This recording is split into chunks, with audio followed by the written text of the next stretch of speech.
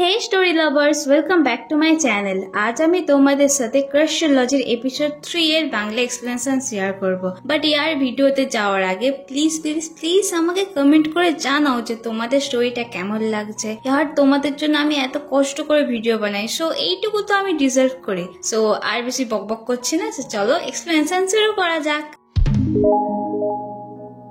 Last এপিসোডে দেখেছিলাম বানি তিনটে ছেলের মাঝখানে যে স্ট্যাচু হয়ে দাঁড়িয়েছিল আর জেওলকে বলেছিল তোমার সাথে আমার দেখা করতে হবে। বানি তো বুঝতে পারে না যে জেওল এমনটা কেন বলছে। বানি ওকে বলে কেন, দেন জেওল একটু ভাবনায় পড়ে যায়, একটু ভেবে বলে আমার শার্টটা, হ্যাঁ আমার শার্টটা তো ফিরিয়ে দিতে হবে। এটা শুনে জীবন আর মিস্টার জে একটু শান্তির নিঃশ্বাস ফেলে। এরপর বানি সঙ্গে সঙ্গে জীবনের শার্টটা ওকে ফিরিয়ে দেয় আর ওরা দুজনেই একে অপরকে বলে আর তোমার সাথে দেখা করার কোনো দরকার নেই। কিন্তু নেক্সট সিনেই ওরা দুজনেই একে অপরের সামনে বসেছিল। ওরা স্টুডেন্ট কাউন্সিলিং মিটিং এ এসেছিল। এখানে ওরা জানতে পারে জেওল অ্যাকচুয়ালি ভিজুয়াল ডিজাইনার ডিপার্টমেন্টের রিপ্রেজেন্টেটিভ আর বানি স্কাল্পচার ডিপার্টমেন্টের রিপ্রেজেন্টেটিভ। সো দুজনেই তো অবাক। স্টুডেন্টরা ওকে জিজ্ঞাসা করে তোমরা কি একে অপরকে চেনো? বানি বলে না তো। এরপর বানি একটু নাটক করে সুইট ভাবে জেওলকে বলে হ্যালো আমার নাম বানি, নাইস টু মিট ইউ। এটা শুনে জেওল একটু স্মাইল করে। এরপর ওরা কলেজের মিটিং অ্যাটেন্ড করে। মিটিং এ জানানো হয় কলেজ ম্যাগাজিনের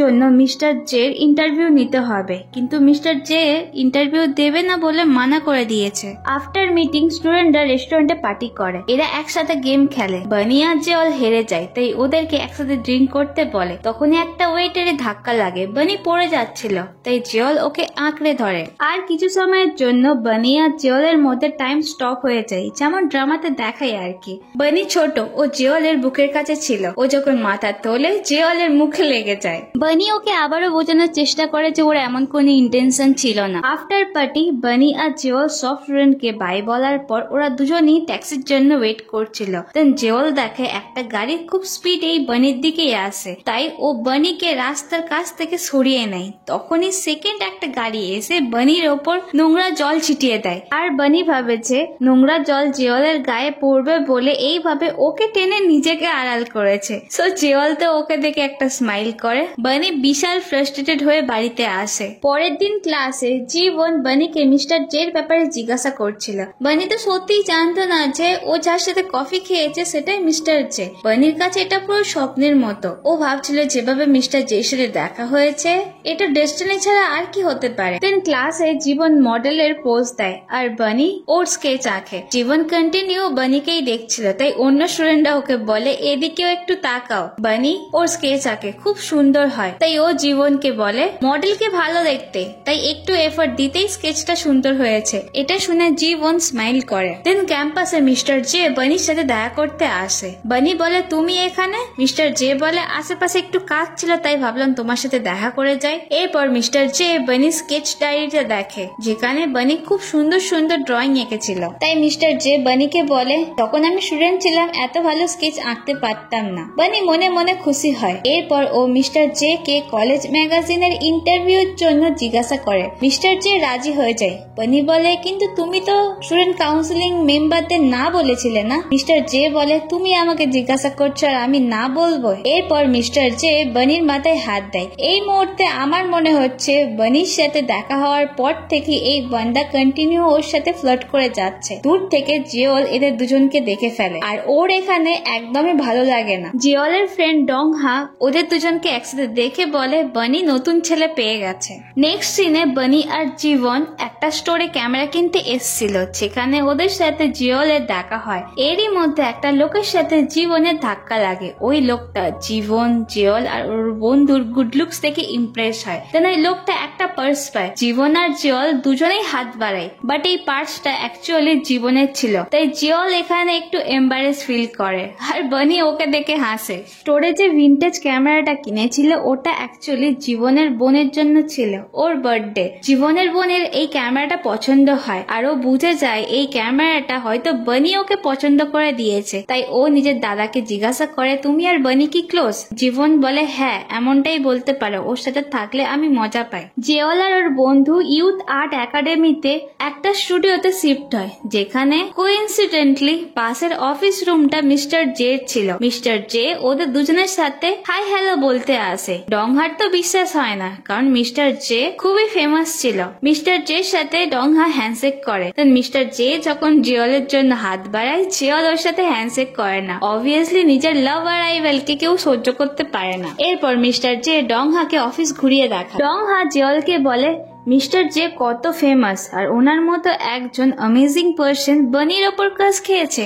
আচ্ছা, তোমার কি মনে হয় মিস্টার জে কি বানির জন্য ইন্টারভিউ দিতে রাজি হয়েছে? তখন জিওল রাগ চোখে ডংহাকে দেখে। দেন জিওলের কাছে ওর মায়ের SMS আসে। ইভিনিং টাইমে ওর মার সাথে একটা ক্যাফেতে দেখা করে। অ্যাকচুয়ালি জিওলের সাথে ওর মায়ের ভালো সম্পর্ক নেই, কারণ ওর মা বাবা দুজনেই সেপারেট হয়ে গেছে। বাট ওর মা এখন এই রেস্টুরেন্টের একটা শেফকে ডেট করছে। এটা শুনে জিওলের একটু ভালো লাগে না, তাই ও রেস্টুরেন্ট থেকে বাড়িয়ে যায়। নেক্সট সিনে বানি আর দুটো স্টুডেন্ট মিস্টার জে ইন্টারভিউ নিতে এসেছিল। একটা স্টুডেন্ট বলে এখনো জিওল আর ডংহা কেন আসেনি। তখনই ওরা দুজনই পাশের রুম থেকে বেরিয়ে আসে। ওদেরকে জিজ্ঞাসা করে তোমরা এখানে? জিওল বলে এটাই আমাদের স্টুডিও। এরপর মিস্টার জে ইন্টারভিউ নেওয়া হয়। বানি ওনাকে কোয়েশ্চেন করে ফার্স্ট টাইম কোরিয়াতে তোমার সোলো এক্সিবিশন হবে, তো তোমার ফেভারিট কোনো আর্ট আছে? দেন মিস্টার জে বানির দিকে তাকিয়ে বলে সবাই আমার মেন আর্ট নিয়ে কথা বলে, কিন্তু আমার পার্সোনালি ফেভারিট ডেস্টিনি, কারণ আমাদের ডেস্টিনিতে কিছু ভালো থাকে আর কিছু খারাপ। আমি দুটোই এক্সপ্লোর করতে চাই, আর এটা আমাকে একটা ফ্যানই বুঝিয়েছে, তাই আমি হ্যাপি। এটা শোনার পর বানি আর্ট এক্সিবিশনের দিনের কথা মনে করে, যেখানে বানি মিস্টার জে কে এই ডেস্টিনির ব্যাপারে বলেছিল। বানি এখানে মিস্টার জে কে দেখে যেভাবে স্মাইল করছিল, জিওলের খুব রাগ হয়, ওর একটুও ভালো লাগে না। ইন্টারভিউর পর বানি মিস্টার জের সাথে কথা বলতে যাচ্ছিল, কিন্তু কাজের বাহানা করে জিওল ওর হাত ধরে টেনে নিয়ে যায়। এটা মিস্টার জেও নোটিস করে। কিছুক্ষণ পর জিওল দেখে মিস্টার জে ওদেরই গ্রুপের একটা স্টুডেন্টের সাথে খুব ক্লোজ অবস্থায় আছে। জিওলের একটু সন্দেহ হয়। জিওলকে দেখে ওই মেয়েটা ওখান থেকে চলে যায়। এরপর জিওল মিস্টার জের গায়ে লাগানো মাইকটা খোলে। স্টুডিও থেকে যাওয়ার আগে মিস্টার জে বানিকে বলে তুমি আবার দেখা করতে এসো, আবার আমার স্টুডিওতে এসো। বানি তো এক পায়ে রাজি, কারণ ওর আইডল বলে কথা। খাবার খাওয়ার পর সব স্টুডেন্টরা কাজের বাহানা করে বাড়ি চলে যায়, তাই বাকি কাজগুলো বানি আর জিওলকে করতে হয়। বানি স্টোর রুমে র্যাকের ওপর একটা ক্যাসেট রাখতে যাচ্ছিল, বাট ওর হাত পৌঁছায় না, তাই জিওল ওকে হেল্প করে। এই সময় ওরা দুজন খুব ক্লোজ আসে, তাই বানি একটু এম্বারাস হয়ে সরে যায়। দেন বানি যখন স্টোর রুমের দরজাটা ওপেন করতে চায়, ওটা লক হয়ে গেছে। জিওল অনেকবার ট্রাই করে, দরজা খোলে না, আর এখানে ওরা নেটওয়ার্কও পায় না, তাই ওরা কিছুক্ষণ বসে গল্প করে। কিন্তু কিছুক্ষণের মধ্যেই বানির খুব জোরে পটি পায়, ও আর চেপে রাখতে পায় না, তাই জিওল একটা বড় হাতুড়ি দিয়ে দরজা ভেঙে ফেলে। বানি ওকে বলে কিছুক্ষণ আগে যা হয়েছে তুমি সেইগুলো কাউকে বলবে না। জিওল বলে এটা ডিপেন্ড করছে তোমার ওপর। দেন বানি দেখে দরজা ভাঙার সময় জিওলের হাতে লেগে গেছে, তাই ও ওর হাতে ব্যান্ডেড লাগিয়ে দেয় আর আজকের জন্য থ্যাঙ্কস জানায়। জিওল হ্যাপি হয়। ও বানিকে জিজ্ঞাসা করে আচ্ছা তুমি কি ওই স্কাল্পচারটাকে ডেট করছো? বানি বলে না, বাট কেন? জিওল বলে ও ভালো না, আরে ওর মুখ দেখে বোঝা যায় ও একদমও ভালো না, আমি তো ছেলেদের চিনি। বানি ওর কথা বুঝতে চায় না, ও আরো উল্টে রেগে যায়। নেক্সট ডে কলেজে জীবন বানিকে বলে আফটার ক্লাস কি তুমি ফ্রি আছো, আমার সাথে এক জায়গায় যাবে? বানি বলে না, আমি তো আজ বন্ধুদের সাথে পাজামা পার্টি করব। আচ্ছা তুমি যদি ফ্রি থাকো তাহলে তুমিও আমাদের সাথে পাজামা পার্টিতে আসতে পারো। জীবন রাজি হয়। এরপর ওরা দুজন আর্ট ক্লাসে আসছিল, তখনই বানির কাছে SMS আসে ওদের আর্ট ক্লাসে আজকে যে মডেলটা আসার কথা ছিল সে আসবে না। আর সামনে থেকে তখনই বানি জিওলকে আসতে দেখে, তো ওর মাথায় একটা আইডিয়া আসে। দেন আমরা দেখি আর্ট ক্লাসে জিওল মডেল হয়েছে আর সবাইও স্কেচ করে। স্কেচ করার সময় বানি মনে করে জিওলকে মডেল করার ডিসিশনটা ভালোই নিয়েছি, কিন্তু ওর এমন কেন মনে হচ্ছে যে জিওল শুধু ওকেই দেখছে, যেমন রোমান্টিক মুভিতে হয় হিরো আর হিরোইন তো এইভাবেই প্রেমে পড়ে না। তারপরেও ভাবতে ভাবতে বলেন না, এইসব ভাবলে হবে না, জিওল তো আমার কাছে ভিলেন। আফটার ক্লাস বানি জিওলকে এনার্জি ড্রিঙ্ক দেয় আর আজকের জন্য থ্যাঙ্কস বলে, মানে মডেল হওয়ার জন্য। ঠিক ওই সময় মিস্টার জে বানিকে কল করে ওনার স্টুডিওতে পরের দিন আসতে বলে। এটা জিওলও শুনে নেয়। জিওল বানিকে মানা করলেও বানি ওকে বলে তুমি আবার শুরু হয়েছো। আর জিওলের মাথায় এটা ঘুরছিল যে মিস্টার জে সেই স্টুডেন্টের সাথে এত ক্লোজ হয়ে কি কথা বলছিল বা ওরা কি করছিল।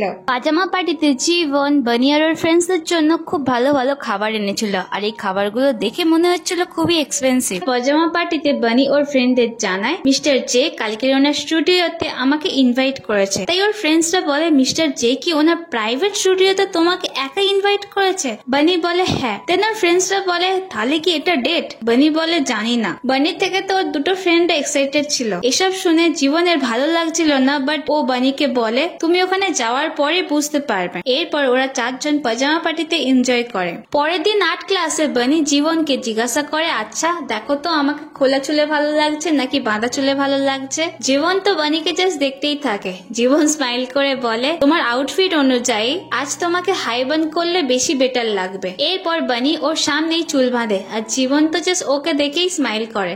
সো এইটুকু তো বোঝা গেছে যে স্টোরির মধ্যে আপাতত জীবন আর জেওল দুজনেই বানিকে পছন্দ করে। করিডোরে জেওল বানির আঁকা নিজের স্কেচটা দেখে খুব হ্যাপি হচ্ছিল, কিন্তু এখানে জীবনেরও স্কেচ দেখায় ও খুব বাজে ভাবে ড্র করেছে। দেন ওখানে বানি আসতে জেওল বুঝে যায় যে বানি আজকের মিস্টার জের সাথে দেখা করতে যাবে। তাই তাড়াতাড়ি করে জেওল ডংহাকে নিয়ে ও স্কুটিতে করে স্টুডিওতে বানির পিছন পিছন আসে। জেওলের সামনেই মিস্টার জে বানিকে নিয়ে ওনার স্টুডিওতে ঢোকে আর পাশের রুমেই ওদের আজ ভিজুয়াল ডিপার্টমেন্টের মিটিং ছিল। মিটিং এর সময় জেওলের মাথায় এটা ঘুরছিল যে বানি আর মিস্টার জে পাশের রুমে কি করছে, ওরা কি কাজ করতে করতে খুব ক্লোজ এসে গেছে, ওরা কি এবার কিস করবে? দেন ওর মাথায় একটা আইডিয়া আসে। দেন আমরা মিস্টার জে স্টুডিওতে দেখি বানি কাজ করার সময় মিস্টার জে ওকে হেল্প করে আর মিস্টার জে আর বানি খুব ক্লোজ ছিল। ওদের মধ্যে একটু রোমান্টিক মোমেন্ট ক্রিয়েট হতে যাচ্ছিল। তখনই মিস্টার জে স্টুডিওতে ফুড ডেলিভারি ম্যান আসে আর ঠিক ওই সময়ে জেওল ওই ঘরে উকি মেরে বলে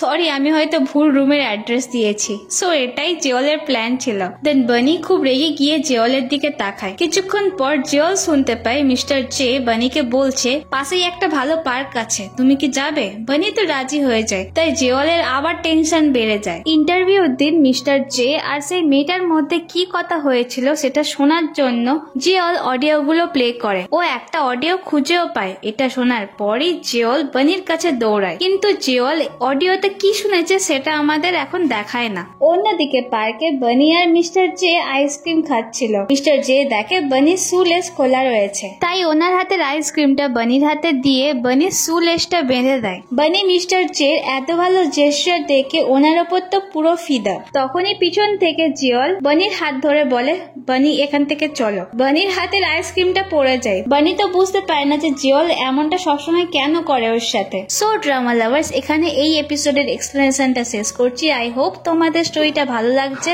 সো দেখা যাক স্টোরির মধ্যে কি হয়। আর স্টোরিটা জানতে প্লিজ আমার চ্যানেলটা সাবস্ক্রাইব করে দিও। সো দেখা হচ্ছে নেক্সট ভিডিওতে। Till then tata.